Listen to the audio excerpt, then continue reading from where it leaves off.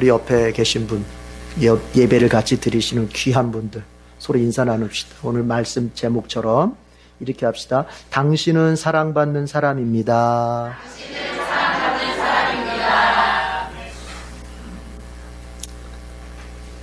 사랑받는 사람입니다. 사랑받는 사람들에게는 몇 가지의 공통적 특징이 있다고 해요. 뭐 10가지냐 9가지냐 뭐 이렇게 얘기를 하는데 뭐 이 시간에 다 말할 수는 없고요. 여러분, 사랑받는 사람들의 그 특징 중에 하나가 뭐냐면 첫 번째가 잘난 체 하지 않는 거래요. 사랑 많이 받은 사람은 잘난 체 하지 않아요. 어떤 자리에서 끼어들면서 잘난 체 하는 것은 그 사람 마음이 비어서 그런 거예요. 마음이 허해서 그런 거예요. 사랑으로 꽉 차 있지 못해서. 그래서 남들 앞에 사랑을 구걸하거든요. 나 좀 알아달라고.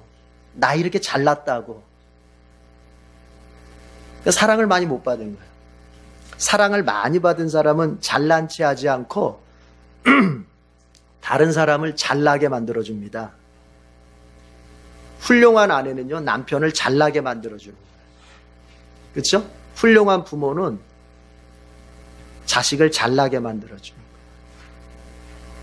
훌륭한 목사는 우리 성도들을 잘나게 만들어줘야 돼요. 하여튼 더 애쓰겠습니다. 우리 옆에 사람 그렇게 한번 그렇게 격려하십시다. 상대를 잘나게 만들어 줍시다. 그게 이제 사랑받은 사람. 또 한 가지는요, 사랑 많이 받은 사람은요, 사람을 볼 때 상대의 장점을 알아봐요. 장점. 사랑받는 일에 어려움을 겪는 사람들은 자꾸 사랑을 볼 때 장점보다는 단점, 가능성보다는 자꾸 절망스러운 걸 먼저 보게 된단 말이에요. 네. 우리가 자녀를 볼 때도 그래요. 자녀를 볼 때 여러분, 우리가 가능성을 봐야 돼요. 가능성. 지금 되어진 것이 아니라 가능성.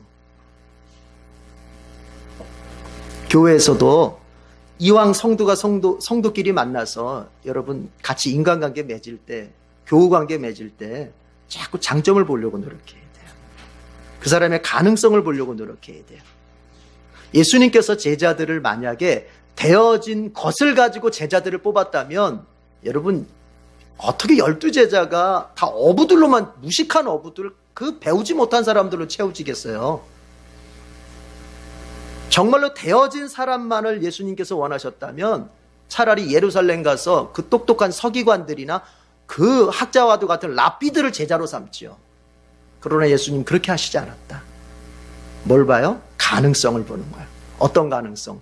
그가 나에게 배우고 성령 충만해지면 심지어 나를 위해서 죽을 수도 있는, 순교할 수도 있는 그 가능성, 미래의 가능성을 보시는 거예요. 우리 눈이 그럴 수 있어야 됩니다. 지금 조금 예를 들어서 내 배우자가 좀 믿음이 없어도, 내 자녀가 좀 믿음이 없어도 어떻게 봐야 돼요? 주님 분명히 세워주실 것이다. 가능성을. 마지막 하나 더 말씀드립니다. 여러분, 사랑 많이 받은 사람은요, 마음이 넓고 입은 무거워요. 마음이 넓어야 돼요. 우리가 믿음으로 산다고 하는 것을 종종 헷갈릴 때가 있어요. 헷갈려 할 때가 있어요. 뭐예요? 여러분, 우리가 올곧게 산다고 하는 것은 좁게 사는 걸 말하는 게 아니에요. 편협하게 사는 걸 말하는 게 아니에요. 그것은 분명하게 산다는 것입니다. 분명하게 산다는 것. 주님과 나의 관계를 분명하게 밝히는 거예요. 세상 앞에서도 분명하게, 내가 나 자신에게도 주님과 내가 어떤 관계인지 분명하게 밝힙니다. 그러나 그것이 다른 사람과의 관계를 좁게 만들면 안 돼요. 내가 사람을 대할 때 넓은 마음이 될 수 있어야 돼요. 나하고 다른 사람을 볼 때 내가 넓은 마음으로 대할 수 있어야 돼요. 한번 여러분 생각해 봐요. 우리 여기 이 나이까지 먹도록 세상에 나하고 똑같은 사람이 있던가요? 없잖아요. 다른 사람이잖아요. 다. 그 다른 사람을 대할 때 우리에게 필수적으로 요구되는 그 자세가 뭐냐면 넓은 마음이에요. 넓은 마음이 없으면 다른 사람들과 관계하기가 어려워요. 나하고 비슷한 사람만 자꾸 찾게 돼요. 비슷한 사람만 찾게 되니까 결국엔 뭐예요? 내가 배울 것도 없고 닮아갈 것도 없어요. 뭐 어차피 비슷한데. 그리고 뭐가 없어요? 인생에 발전이 없는 거예요. 뭐 좀 다른 사람을 만나야 좀 발전할 텐데. 다른 사람을 좀 봐야 자극이 될 텐데. 다른 사람을 보려면 뭐가 준비돼? 마음이 넓어야 돼요. 여러분, 우리 교단의 장점은 뭐냐? 마음이 넓어. 마음이 넓어요. 다 주장하는 바가 조금씩 다릅니다. 심지어는 이렇게까지 주장하시는 분도 있어요. 야, 마리아가 정말로 처녀 때 애를 낳았을까? 나는 그렇게 안 믿어지는데? 라고 하는 분도 있어요. 이런 분도 있어요. 그런가 하면 또 반대로 뭔 소리야? 오직 천국만 바라보면서 산다. 아주 신앙이 저 끝에 진보에서부터 신앙이 이쪽 끝에 아주 보수까지 그러나 잘 지내고 있습니다. 왜요? 마음이 넓으니까. 너하고 나하고 조금 주장하는 바가 달라도 우리는 뭐다? 한 형제다.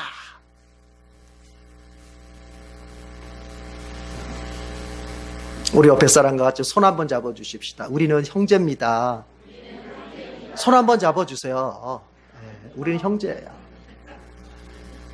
여러분, 가족이 조금 다르다고, 야, 절규해. 이렇게 부모들이 이런 말, 홧김에 이런 말 하죠. 야, 호적파.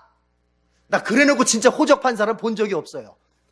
호적을 판다고 파져요? 아니잖아요. 그럼 이야기는 뭐예요? 넓은 마음. 사랑을 그렇게 많이 받은 사람도 이렇답니다. 잘난 체 하지 않고 상대의 장점을 알아보고, 그리고 마음은 넓고 입은 무겁대요. 입이 무거워야 돼요. 예, 이건 뭐 생략하겠습니다. 너무 시간이 가서. 오늘 바울이 신자를 가리켜서 이렇게 말합니다. 여러분, 12절을 보십시오.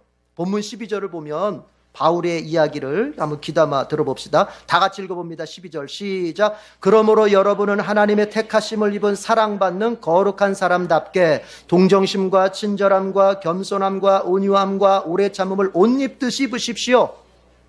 이렇게 말합니다. 신자를 가리켜 하는 말이 뭐냐?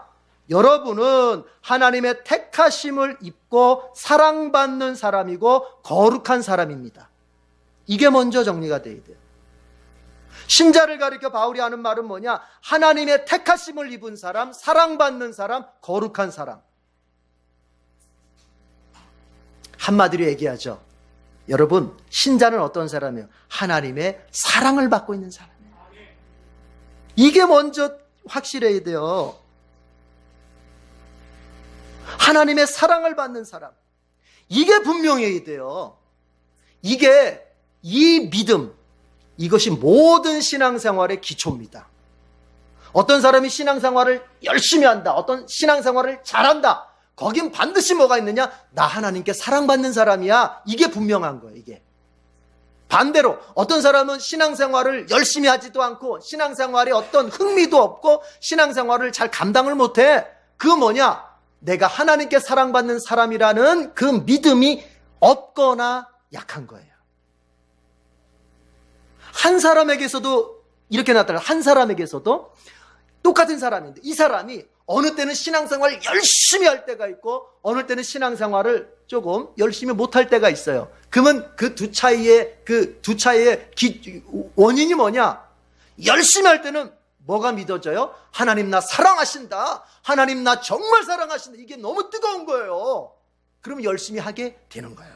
그러나 열심히 안 하게 되는 때는 뭐예요? 하나님이 나 사랑하긴 할까? 정말 그분이 사랑하는 것 같지가 않아. 이러면 이건 열심히 할래 할 수가 없어요. 신앙생활, 신자의 모든 생활의 밑바탕은 뭐냐? 열심히 감당할 수 있도록 그 밑바탕은 뭐냐? 하나님이 나를 사랑하신다고 하는 확신적 믿음이에요. 오늘 바울은 근데 이렇게 말합니다. 여러분은 하나님의 사랑을 받는 사람들입니다. 믿으시길 바랍니다. 그런데 우리는 자꾸 어떤 경향이 있냐면 내가 하나님께 사랑받고 있다고 하는 것을 물질적, 환경적 요소를 가지고 판단하려고 들어요. 내가 좀 하나님이 나를 부자로 만들어주시고 하나님이 내 환경을 좀 잘 돌아가게 만들면 하나님 날 사랑하시는구나. 이걸 믿어요. 그러나 반대로 물질을 좀 잃어버렸어요. 하는 일이 좀 막혔어요. 그러면 하나님 날 사랑하지 않는구나. 물질적, 환경적 요소를 가지고 하나님이 나를 사랑하느냐 사랑하지 않느냐를 들여다보려고 한단 말이에요. 거기에 함정이 있어요. 그것은 사탄의 전략이에요. 그것은 사탄이 우리를 넘어뜨리려는 그의 아주 야비한 방법이에요. 여러분, 육신적으로 잘 된다?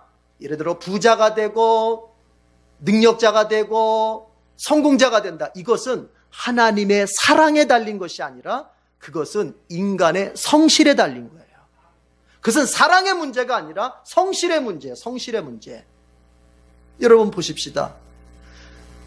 예를 들어서 어떤 학생이 있다고 해요. 이 사람 교회 안 다녀. 예수님 안 믿어요.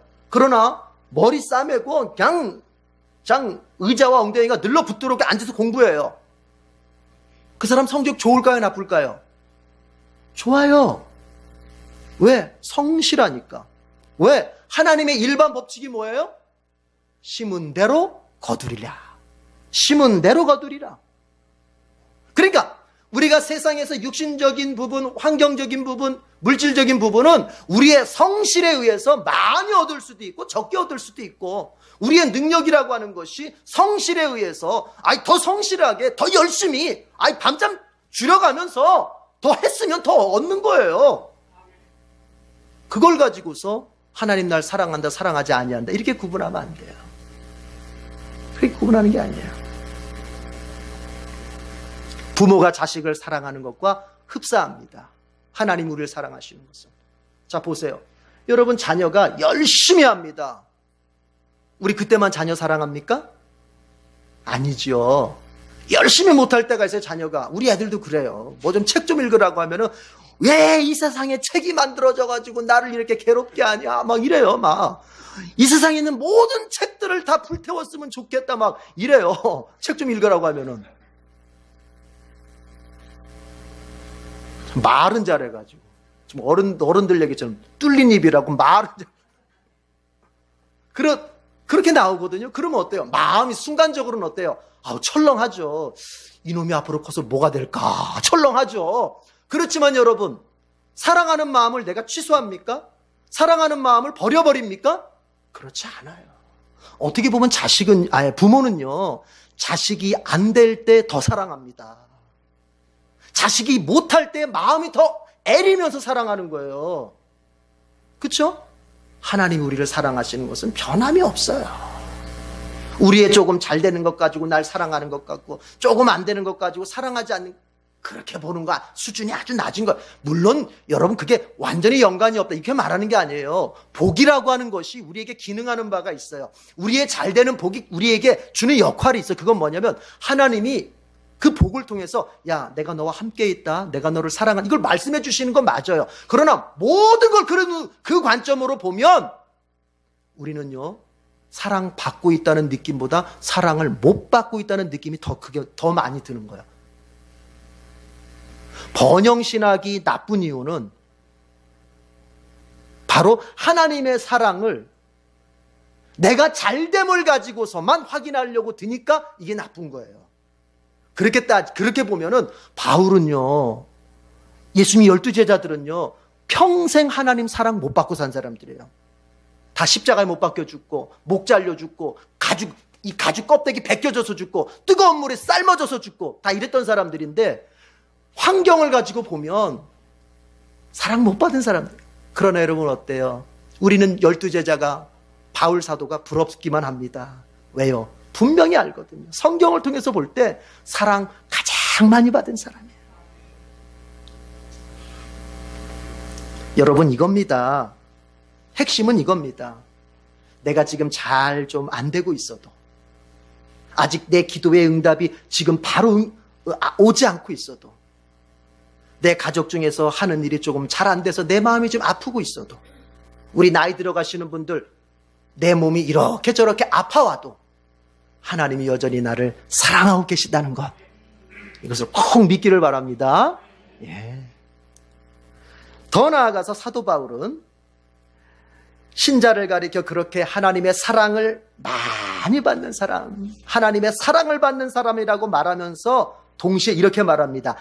그 사랑받는 사람답게 옷을 입어라, 이렇게 얘기를 해요. 10절, 12절이 그거예요.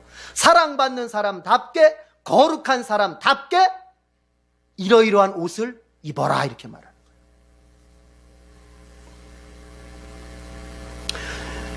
거예요. 여러분, 자, 우리가 얼마 전에 TV를 보면서 되게 관심 가졌던 게 뭐냐면요, 탄핵이 일어나고, 대통령의 탄핵이 일어나고, 또 그 대통령 휘하에 있던 사람들이 재판을 받는 과정 속에서 이분이 오늘 저녁에 구치소를 들어가는지 안 들어가는지, 그렇죠? 막 그 판결이 막 새벽에 나올 때도 있었잖아요, 그렇죠? 그리고 그 대기하고 법원에 대기하고 있다가 구치소에 대기하고 있다가 구속영장이 발부가 되면 구치소로 들어가는 거고, 아니면 나오는 거였잖아요. 그때 여러분 유심히 보세요. 보면은요, 우리가 다 보이는 건 아니지만 방송에서 구속영장이 발부가 되면요, 뭐가 바뀌는 줄 아세요? 옷이 바뀌어요, 옷이. 무슨 옷을 입어요? 죄수복으로 입고 구치소, 옛날 말은 교도소예요. 교도소 들어가야 돼요. 그러나 만약에 구속영장 발부가 기각되면 어떻게 됩니까? 죄수복 안 입고 자기 옷 입고 나와요. 뭐예요? 그 옷이 그 사람의 정체성을 말해주는 거예요. 이 사람이 죄인이냐 죄인이 아니냐를 뭐가 말해주고 있어요? 옷이 말해주는 거예요. 그래서 바울이 말합니다. 옷을 입으라는 거예요. 너의 신분에 걸맞는 옷, 네가 하나님 앞에 택함받고 사랑받고 거룩한 사람으로 신분을 얻었는데 이제 그 신분에 걸맞는 뭘 입어라? 옷을 입으라는 거예요. 모세의 율법서를 볼 것 같으면요, 출애굽기나 신명기를 보면 율법을 이야기할 때 이런 얘기가 있어요. 남자의 옷을 여자가 입지 말고 여자의 옷을 남자가 입지 말아라, 그런 얘기가 있어요. 유니섹스, 성을 뒤섞어서 옷 입지 말아라. 왜 그랬을까요? 바로 정체성 문제 때문에 그런 거예요. 그거는 정체성 문제. 남자는 남자의 정체성을 가지고 있고 여자는 여자의 정체성을 가지고 있는데 그 당시에는 그것을 뭐로 표현했어요? 옷으로 표현했단 말이에요. 그러니까 이것을 남자가 여자같이 굴지 말고 여자가 남자같이 굴지 말아라 하는 거예요. 뭐예요? 여러분 오해하지 마세요. 남자 여자 구분한다 이런 의미가 아니고 뭐예요? 정체성. 내 정체성이 뭐냐 이거예요. 내 정체성이 뭐냐에 따라서 내가 입어야 할 옷이 결정이 나는 거예요. 죄수의 정체성을 가지고 있으면은 죄인의 옷을 입어야 되고, 의인의 정체성을 가지고 있으면은 의인의 옷을 입어야 되는 거예요. 그렇죠? 하나님의 거룩한 사람의 정체성을 가지고 있으면 거룩한 옷을 입어야 되는 것이고, 비천한 죄인의 정체성을 가지고 있으면 그 사람은 죄인으로서의 옷을 입어야 되는 거예요. 이거 왜 입어요, 제가 지금? 나는 여러분하고 이렇게 다릅니다. 이거를 내가 자랑하기 위해서 입는 거예요? 아니에요. 내 정체성이 뭐예요? 나는 감춰지고 하나님의 말씀만 보여주기 때문에 나를 가리라고 옷을 입는 거거든요. 내 정체성이 뭐예요? 여기서 내가 드러나면 안 돼요. 목사의 잘남이, 목사의 똑똑함이, 목사의 코미디가 이렇게 드러나면 안 돼요. 온전히 뭐가? 하나님의 말씀만이 드러나고. 가려. 너 따위는 가려라 이거예요. 찬양대 마찬가지고. 야, 나는 니들하고 유니폼이 달라. 이게 아니에요. 우리는 가리고 하나님 영광만 나타나시옵소서. 내 정체성에 걸맞는 옷을 입는 겁니다. 여러분, 우리는 그리스도 안에서 새로운 사람이 되었습니다. 믿으십니까? 이 옷이라고 하는 것이 10절 한번 올라가 보세요. 3장 10절. 골로새서 3장 10절. 거기를 읽어보면은 이 옷이 어떤 의미인지를 좀 더 이해할 수 있어요. 골로새 3장 10절 위에 있죠? 다 같이 읽어요. 시작. 새 사람을 입으십시오. 이 새 사람은 자기를 창조하신 분의 형상을 따라 끊임없이 새로워져서 참 지식에 이르게 됩니다. 바울이 말하는 옷을 입으라고 하는 것은 뭘 입으라? 새 사람을 입으라고. 새 사람. 그러면 목사님, 새 사람이 있으면 옛 사람도 있겠네요? 있지요. 성경이 바울이 옛사람, 새사람을 말할 때 이건 뭘 의미하는 거예요? 옛사람, 예수 믿기 전에 나요. 새사람, 예수 믿은 후에 납니다. 이건 달라야 돼요. 이게 왜 중요하냐? 여러분, 사람이 자기를 사랑해야 돼요? 사랑하지 말아야 돼요? 성경을 읽을 때 보면 어쩔 때 보면 나를 사랑하지 말라, 나를 부인하라고 얘기하고, 어쩔 때 보면 나를 내 몸같이 사랑을 해서 나를 사랑한다고 말하는 거 헷갈려요. 어떤 의미예요? 옛사람은 부인의 대상이고 새 사람은 사랑의 대상이에요. 내 안에 뭐가 있어요? 옛사람이 있고 새 사람이 있는 거예요. 예수 믿기 전 내가 있어요. 예수님 주인 되기 전 내가 있어요. 내 인생의 주도권을 내가 지고 내 맘대로 살았던 그게 옛사람이야. 예수 만난 후에, 예수 믿은 후에 이제 나의 주도권의 자리를 주님께 넘겨드리고 그저 주님의 인도하심 앞에 순종하며 가겠다고 결심한 내가 있어요. 그게 새 사람이에요. 그래서 옛사람은 뭐 해야 된다? 부인해야 된다. 찾고 거절해야 된다. 그 옛사람이 나를 이끄는 길은 어떻게 해야 된다? 부인해야 된다. 옛사람은 찾고 예수님 없는 길로 나를 끌고 갈 텐데 부인해야 된다. 그러나 새 사람은 어떻게 해야 된다? 사랑해야 된다. 새 사람은 어떻게 해야 된다? 찾고 가까이 해야 된다. 새 사람은 어떻게 해야 된다? 찾고 입어야 된다. 달라요. 그렇게 정리하는 거예요. 어쨌든 바울이 말합니다. 새 사람으로 옷을 입읍시다. 여러분 이거 한번 생각해요. 아까 비슷한 얘기지만 한번 이거 머릿속에 상상해봐요. 그림을 그려봐요. 자, 어떤 죄인이 교도소에서 형기를 다 마쳤어요. 이제 석방이에요. 얼마 전 성탄절 이렇게 석방 해줄 수도 있는데 그럴 수 있잖아요. 이제 나가면 되는 거예요. 나올 때 여러분 그 사람이 옷 갈아입잖아요. 제수복 벗어놓고 그냥 자기 옷 입고 나오잖아요. 민간인복 입고 나오잖아요. 그런데 만약에 한번 상상을 해봐요. 만약에 자, 형기 마치고 나오면서 이 사람이 나는요 이 옷 싫어요. 난 제수복에 정들어가지고 제수복이 너무 나한테는 잘 어울려요. 나 이게 완전 이게 체질인가 봐, 이 옷이. 그래서 이 제수복을 입고 나와서 집으로 간다고 생각해봐요. 버스를 타고 집으로 간다고 생각해봐요. 웃깁니까? 안 웃깁니까? 웃기죠. 그런데 많은 그리스도인들이 그렇게 살고 있는 거예요. 분명히 석방된 사람인데, 죄에서 석방된 사람인데, 죄인의 신분에서 벗어난 사람인데, 그래서 이제는 새 옷을 입고 가야 되는데 아직도 이거 너무 내게 잘 어울려요 하면서 옛날 옷을 입고 사는 거예요. 웃기잖아요. 바울은 그걸 말하는 거예요. 주님은 그걸 말씀하시는 거예요. 그 옷 벗고 이제 너에게 어울리는 새 옷 입어라 말씀하시는 거예요. 새 옷은 우리가 입어야 될 옷입니다. 자, 그런데 이 점 한번 짚고 가봐야 됩니다. 여러분, 자, 보세요. 제가 질문해 볼 테니까 마음으로 한번 대답을 해보세요. 우리가 새 사람이 되었기 때문에 새 옷을 입는 겁니까? 아니면 새 옷을 입어야 새 사람이 되는 겁니까? 마음으로 대답하고 계시죠? 이게 쉬운 것 같아요. 이 질문이 쉬운 것 같아도 많은 그리스도인들이 여기서 되게 헷갈려하고 혼란 속에 있어요. 여러분, 우리는 이미 새 사람이 된 사람들이에요. 우리가 새 사람이 됐습니다. 믿으십니까? 아닌 것 같은데요. 저 보니까요 아직도요 옛날 그 옷 좋아하던데요. 새 사람이 됐어요. 새 사람이 되는 것은 여러분 우리의 힘으로 되는 겁니까? 아니죠. 누구 덕분에? 누구 덕분에? 예수님 덕분에 되는 거잖아요. 예수님 덕분에. 그걸 가리켜서 여러분 은혜로 받는 구원 이렇게 말하는 거잖아요. 그걸 제가 쉽게 얘기하는 거예요. 우리가 새 사람이 된 거, 이건 구원받음을 말하는 거예요. 이것은 우리의 힘으로 되는 게 아닙니다. 될 수도 없습니다. 그것은 예수님 덕분에 되는 거예요. 예수님 십자가 덕분에 그렇게 되는 거예요. 예수님의 생명 내어주심 때문에 그렇게 되는 거예요. 그분이 나의 죄값을 지불해 주시는 시체가 되었기 때문에 내가 시체가 되지 않고 내가 죄인의 자리에서 의인의 자리로 옮겨지는 거예요. 새 사람이 됐습니다. 자꾸 자기 힘으로 새 사람 되려고 하는 사람 아니에요. 우리는 우리 힘으로 새 사람 못 돼요. 예수님 믿어서만 얻을 수 있는 게 새 사람이에요. 우리가 오해하지 마세요. 교회가 성화를 강조한다고 해서 새 사람 되어가는 거, 성화를 이뤄야 우리가 새 사람 되는 게 아니에요. 거꾸로 가면 안 됩니다. 새 사람이기 때문에 새 옷을 입는 것이지 우리가 자꾸 새 옷을 막 입으려고 애쓰니까 내가 새 사람이 되는 게 아니에요. 이거 분명히 해야 돼요. 이게 분명히 서 있지 않으면 성화의 삶을 살아가다가 이 사람 구원의 확신이 흔들릴 때가 있어요. 왜요? 우리는 늘 성화의 삶을 잘 살 수만은 없거든요. 안 될 때도 있거든요. 그러면 그때 어때요? 나는 구원받은 사람이 아닌 것 같아.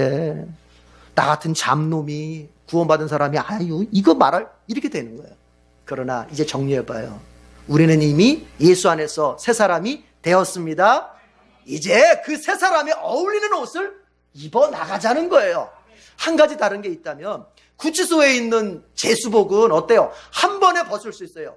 한 번에 벗어 제낄 수 있어요. 그러나 그리스도인으로서 새 옷을 입는 것은 이건 일생 평생 동안 해나가야 되는 것이에요. 한 번에 벗어지지도 않고 한 번에 입을 수도 없는 거예요. 알겠습니까? 평생 해나가는 거 평생. 이걸 먼저 알고 있는 게 중요해요. 자, 뭘 할 거냐는 여러분 성경만 읽어봐도 사실 알아요. 자, 그렇지만 짧게 한번 우리 봅시다. 우리 바울이 그러면 새 옷을 입어라 그랬는데 전체적으로 보자면은 본문에서 나오는 내용을 전체 보면 10가지 정도가 돼. 10가지 정도. 이거 10가지 하려면요, 오늘 내일 그냥 여기서 계속 예배 드리다가 내일 송구영신 예배까지 드리면 딱 맞아요, 시간이. 근데 그렇게 할 수는 없고 대표적으로 봅시다, 여러분. 어딜 보시냐면 13절, 14절 다 같이 읽어봅니다. 13절, 14절 시작. 누가 누구에게 불평할 일이 있더라도 서로 용납하여 주고 서로 용서하여 주십시오. 주님께서 여러분을 용서하신 것과 같이 여러분도 서로 용서하십시오. 이 모든 것 위에 사랑을 더하십시오. 사랑은 완전하게 묶는 띠입니다. 자, 여러분 다시 한번 강조합니다. 예배에 와 있는 여러분은 이미 새 사람 된 사람들입니다. 자꾸 새 사람이 되려고 애쓰지 마십시오. 이미 새 사람 된 사람들입니다. 여러분이 애써야 할 건 새 사람 되기 위해서 애쓸 게 아니라 새 옷을 입기 위해서 애써야 되는 거예요. 그럼 성경이 지금 본문이 말하는 새 옷은 어떤 것이냐? 먼저 이겁니다. 사랑하며 살자는 거예요. 사랑하며 사는 것. 그 새 옷을 입으라는 거예요. 여러분, 신자의 가장 큰 특징은 기도하는 것이나 어떤 능력이나 어떤 은사에 있는 게 아닙니다. 신자의 가장 큰 특징은 사랑하는 데 있는 거야. 예수님이 이렇게 말씀하셨어요. 제자들에게 서로 사랑하라. 내가 너희를 사랑한 것 같이 너희도 서로 사랑하라. 비로소 이것으로써 너희가 나의 제자인 것을 세상이 알 것이다. 이렇게 말하지 않았어요. 은사를 발휘해라. 능력을 발휘해라. 이렇게 말하지 않았어요. 서로 사랑하는 것을 가지고 너희가 나의 제자인 것을 드러나게 될 것이다. 신자의 가장 큰 특징, 제자의 가장 큰 특징은 방언하는 데 있지 않아요. 신유의 은사에 있지 않아요. 예언에 있지 않아요. 뭐에 있어요? 사랑하는 것에 있어요. 그래서 사도 바울이 고린도서 13장에서 12장에서 뭐 방언을 이야기하고 뭐 은사를 다 얘기합니다. 그리고 13장 가서 뭐라고 말합니까? 내가 더 큰 은사를 보여줄 것이다. 내가 더 큰 것을 말해줄 것이다. 그리고 13장으로 들어가는 거예요. 그게 뭐예요? 사랑이에요, 사랑. 사랑은 오래 참고 이렇게 들어가는 거예요. 여러분, 우리가 사랑하며 사는 것이 새 옷을 입는 겁니다. 사랑하며 사는 것이 우리 신자, 새로운 사람이 된 우리에게 어울리는 옷입니다. 그런데요, 사랑을 하기 위해서 먼저 전제되어야 할 게 있어요. 그게 뭐냐? 용서예요, 용서. 순서가 이렇게 가는 거예요. 순서가 용서가 있고 사랑이 있는 거예요. 아니, 목사님, 용서하는 자체가 사랑하는 거 아니에요? 아니, 물론 큰 틀에서 보자면 맞죠. 그러나 이걸 굳이 좀 분석해 봅시다. 여러분, 용서가 있고 사랑이 있는 거예요. 용서가 뭐길래요? 여러분, 용서로 아주 쉽게 제가 말씀드릴게요. 용서로 아주 쉽게 말씀드리자면, 여러분, 용서는 뭐예요? 용서는 받아주는 거예요. 받아들이는 거예요, 그 사람을. 그 사람의 허물이 있어요. 그 사람의 약점이 있어요. 그 사람에게서 내 마음에 들지 않는 구석이 있어요. 심지어 그 사람이 나에게 준 상처도 있어요. 그럼에도 불구하고 뭐예요? 받아주는 거야. 이게 용서예요, 용서. 용서. 용서할 수 있길 바랍니다. 누가 여러분 마음을 좀 불쾌하게 했습니까? 영어 성경에 보니까 그렇게 써 있더라고요. 내 마음을 불쾌하게 한 사람, 그 사람을 용서해 주라는 거예요. 13절에 보면 그게 그 말이에요. 13절 보면 누가 누구에게 불평할 일이 있더라. 이때 말하는 불평이라고 하는 것은 여러분 이런 얘기입니다. 사실 내가 할 말이 있어. 저 사람이 나한테 진짜 잘못한 거 맞아. 누가 봐도 객관적으로 저 사람이 나한테 상처 줬고 저 사람이 나한테 잘못했어. 그래서 나한테 두 손 두 발 싹싹 빌어야 돼. 정당해. 내가 저 사람을 미워하는 것은 어떻게 보면 정당하기까지 해. 내가 저 사람을 갖다가 외면하는 것은 누가 봐도 정당해. 나에게도 뭐가 있어? 할 말은 있어. 그렇더라도 어떻게 하라고요? 그렇더라도 용서해 주라는 거예요. 그렇더라도. 내가 논리적으로 저 사람 따져줄 수 있고, 내가 저 사람 잘못한 거 목록 딱 작성해서 한 방에 KO시킬 수 있어요. 그러나 그렇게 하지 말고 어떻게 알아? 받아주라는 거야. 용서하고. 우리가 착각하는 게 그거예요. 내 논리에 맞으면 내가 그 사람을 용서하지 않아도 된다고 생각해요. 하나님 맞잖아요. 저 사람 상처 준 거 맞잖아요. 그럼 내가 저 사람 미워하는 것도 정당한 거 아니에요? 이렇게 말하고 싶은 거예요. 그런데 주님 뭐라고 말씀하시느냐? 그렇더라도 그래 네 말이 틀린 구석 하나도 없어. 네 말이 다 맞아. 남편이 속색이고 아내가 속색이고 자식이 속색여. 교회 교인들이 때로는 목사도 속색여. 맞아. 그렇더라도 뭐 하라? 용서하라. 받아주라. 그런 다음에 사랑하는 거예요. 그러면 용서가 받아주는 거면 사랑은 뭐 하는 거냐? 받아준 사람한테요, 좋은 것을 주는 게 사랑이에요. 그러니까 사랑은 더 큰 거예요. 용서는 그냥 받아주기만 하는. 여러분, 압살롬이라고 하는 아들이 다윗의 아들이잖아요. 이 압살롬이 자기 누이가 그 자기 이복 형제한테 강간을 당하거든요. 그래서 화가 나가지고 자기 그 이복 형제를 죽여요. 그리고 도망가버려요. 외갓집으로 도망가버려요. 외갓집으로. 그랄이라는 곳으로 도망가버려요. 근데 가 있으니까는 나중에 결국은 신하들이 자꾸 그래도 데려와야 되지 않겠습니까? 하니까 다윗이 마지못해 알았다 그냥 오라고 해라 해가지고 받아줬어요. 받아줬는데 다윗이 얼굴을 안 봐요. 데려온 3년 동안 얼굴을 안 봐. 그러니까 용서는 했어요. 받아들였어요. 근데 뭘 안 줘요? 사랑을 안 주는 거예요. 사랑을. 그러다 보니까 어떻게 이 압살롬이 그때 분해가지고 그때 반란을 일으키는 거예요. 아버지 다윗을 향해서. 여러분, 받아주는 거. 알았어, 나 잊었어. 이게 다가 아니에요. 정말 용서했습니까? 그 사람을 정말 용서했습니까? 이제 그러면 그 사람에게 좋은 것을 주세요. 기도해주고 같이 만나서 차도 한잔하고 자꾸 그 사람 가까이 하고 이렇게 하시라고요. 나 용서했어. 그러고 그 사람 등 돌리고 있으면 그거 그래 용서는 했다고 봐요. 뭐는 안 하고 있어요? 사랑. 그래서 바울이 말합니다.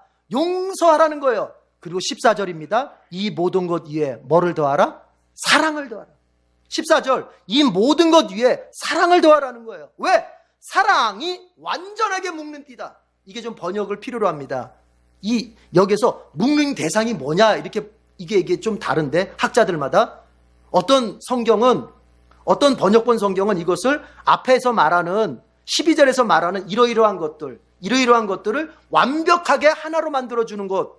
12절에서 뭐 동정심, 친절함 이런 거 있죠. 이런 것들을 더 완벽하게 해준다는 의미에서 말한다. 이렇게 말하기도 하고 어떤 학자들은, 어떤 성경 번역본들은 뭐냐면 우리 교인들을 또 원수지간이었던 사람들을 이거를 하나로 묶어준다 의미에서 파악하기도 해요. 근데 저는 뭐 둘 다 가능하다고 보는데 이 시간에 여러분 이렇게 말하고 싶어요. 뭐냐? 그 사람과 나를 하나로 묶어주는 게 사랑이에요. 용서만 가지고는 부족해요. 그냥 죄를 덮어주는 것만으로 부족하다고요. 어떻게 해야 돼요? 자꾸 만나고 자꾸 교제하고 자꾸 어울려야 돼요. 좋은 것을 자꾸 나눠줘야 돼요. 그래야 그게 완전한 용서, 완전한 사랑이 되는 거예요. 그 얘기를. 여러분, 오늘 마지막 주일입니다. 내일 송구영신 예배 있습니다. 이 마지막 시간에 우리가 제일 해야 될 것은 다른 거 아닙니다. 내 마음에 아직도 용서 못한 사람 용서하고 새해 맞이해야 됩니다.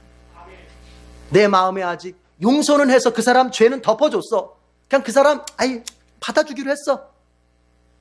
그러나 나 자신을 나눠주고 더 좋은 것을 주는 사랑으로 가지 않았다면 여러분 그 사랑하기를 시작하면서 새해를 맞이해야 돼요. 15절 보십시다. 그런가 하면 또 새로운 옷이 뭐냐? 15절 다 같이 읽어봐요. 15절 시작. 그리스도의 평화가 여러분의 마음을 지배하게 하십시오. 이 평화를 누리도록 여러분은 부르심을 받아 한 몸이 되었습니다. 또 여러분은 감사하는 사람이 그리스도의 평화가 여러분의 마음을 지배하게 하라. 그렇게 말하고 있어요. 여러분, 신자는 가슴 속에 뭘 가지고 살아요? 평화를 가지고 사는 거예요. 어떤 사람들이, 여러분의 가족들이, 특별히 예수 믿지 않는 가족들이 우리 부모님, 우리 가족의 신앙을 존경을 해야 되는데 여러분의 신앙이 존경받길 바랍니다. 아멘 안 하세요? 여러분의 가정에서 여러분의 신앙이 존경받길 바랍니다. 자신이 없어서 그러신가? 여러분의 가정 안에서 여러분의 신앙이 존경받길 바랍니다. 그런데요, 어떤 신앙이 존경받는 신앙인 줄 아세요? 가슴에 그리스도의 평화가 있는 신앙이 곧 존경받는 거야. 자, 어떤 일이 벌어지고 어떤 상황이 되더라도 그리스도의 평화가 가슴에 딱 있는 사람은 걱정할 거 없어. 우리 주님께서 도와주셔. 분명히 우리 주님께 책임져 주셔. 이러면 믿지 않는 가족들이 그 상황에서 우리 아빠, 우리 엄마, 믿음 진짜 있다. 정말 예수 믿는 사람이다. 이렇게 보는 거예요. 그러나 평소에는 그냥 입으로는 하여튼 예수님, 하나님 어쩌고 저쩌고 얘기하는데 어떤 일이 딱 벌어지면은, 큰 일이 벌어지면, 물질적으로, 건강으로 어려운 일이 벌어지면 그냥 믿지 않는 가족들보다 더 벌벌벌 떨어. 더 벌벌벌 떨면서 이거 어떡하냐고. 더 그냥 난리를 쳐. 그러면요, 가족들이 그 신앙을 존경을 하겠어요? 못하는 거예요. 일제강점기에 최권능 목사님이 있었는데 그 목사님이, 여러분 아시죠? 예수천당 불신지옥 외치고 다니면서 전도하신 분이에요. 이 목사님이. 근데 이 최권능 목사님이 하루는 전도를 하는데 일본 순사가 지나가는 거예요. 그럼 일본 순사를 보면 보통 사람들은 어떻게 돼요? 다 피하고 도망칠 거 아니에요. 근데 이분은 그런 게 없어. 두려움이 없어. 그러니까 일본 순사한테 가서도 예수천당 불신지옥 하면서 전도를 했어요. 그래가지고 그 사람 끌려가서, 목사님이 기독교 전파한다고 하면서 그 죄목으로 끌려갔어. 경찰서에요. 그래가지고 이제 조서를 쓰는데 그 순사가 이게 비아냥거리면서 이런 얘기를 했어요. 정말로 천국을 보여주면 내가 예수 믿겠다. 이렇게 얘기를 했어요. 그러니까 최권능 목사님 그 시간에 어떤 줄 아세요? 자기의 가슴을 풀어헤치면서 활짝 가슴을 풀어헤치면서 딱 이러는 거예요. 그래서 말하는 게 뭐라고 말하냐? 내가 천국의 본점은 못 보여줘도 천국의 지점은 보여줄 수 있습니다. 내 가슴이, 그리스도의 평화가 있는 가슴이 바로 천국의 지점입니다. 내가 아직 천국의 본점은 못 보여줘. 그건 못 보잖아요, 아직은요. 그러나 그 지점, 그 본점을 대표하는 지점, 그건 보여줄 수 있어. 그게 뭔지 아세요? 내 가슴 속에 활활 타오르고 있는 그리스도의 평화라는 거예요. 걱정이 없는 거예요. 염려가 없는 거예요. 인생을 살아가는 데 담대한 거예요. 소망이 있는 거예요. 절망의 상황에서도 그것을 넉넉히 감당하는 힘이 있는 거예요. 여러분의 천국의 지점을 하나씩 가지고 있습니까? 바울이 말합니다. 그리스도의 평화가 여러분의 마음을 지배하게 하라. 환경이 문제가 아닙니다. 돈이 없는 게 문제가 아니에요. 능력이 없는 게 문제가 아니에요. 지금 두려워하고 있는 여러분의 영혼이 문제야. 걱정하고 있는 여러분의 마음이 문제예요. 두려움에 빠지면 인생을 감당해낼 수 있는 힘이 나올 수가 없어요. 두려움에 빠지면 문제를 해결할 수 있는 창조적인 지혜가 발휘가 될 수가 없는 거예요. 여러분, 구글이라는 회사가 이렇게 하잖아요. 거기는 달라요. 뭐가 달라요? 우리는 아침에 출근하고 저녁에 퇴근하고 이렇게 하잖아요. 칼출근, 칼퇴근. 근데 거긴 그렇게 하는, 자유분방해. 옷 입는 것도 양복도 안 입어. 그냥 자유분방해. 누워서 업무해. 때론 회사 오기 싫으면 집에서 해. 왜요? 구글 회장이 하는 말이 그겁니다. 그렇게 자유로울 때 창조적인 지혜가 떠오르기 때문이라는 거예요. 영혼이 근심과 걱정에 딱 사로잡혀 있으면 절대로 인생을 감당해낼 수 있는 창조적인 지혜가 나올 수가 없어요. 영혼이 자유로워야 돼요. 여러분, 영혼이 자유로운 상태가 뭐예요? 그게 평화로운 상태예요. 근심과 걱정이 떠나가는 상태예요. 근데 그걸 누가 주세요? 그리스도께서 주신다는 거예요. 여러분의 인생이 어려운 것은 여러분이 근심과 걱정에 사로잡혀서 지혜와 능력이 떠오르지 않기 때문에 그런 거예요. 자, 그리스도의 평화가 여러분의 마음을 지배하게 해야 됩니다. 그러려면 어떻게 해야 되겠어요? 이 얘기하고 이제 마치죠, 여러분. 뭐냐? 바울이 이렇게 말하지 않았다는 걸 유심히 봐야 돼요. 그리스도의 평화가 여러분에게 넘치길 바랍니다. 이렇게 말하지 않았어요. 이렇게 표현했어요. 그리스도의 평화가 여러분의 마음을 지배하게 하십시오. 지배하게 한다. 주체가 누구예요? 예수님이 아니면 나예요, 나. 나에 따라서, 나의 상태에 따라서, 나의 조건에 따라서 그리스도께서 주시는 평화가 내 마음에 넘칠 수도 있고, 비록 그리스도께서 내게 평화를 주셨어도 내게 넘치지 않을 수도 있다는 얘기예요.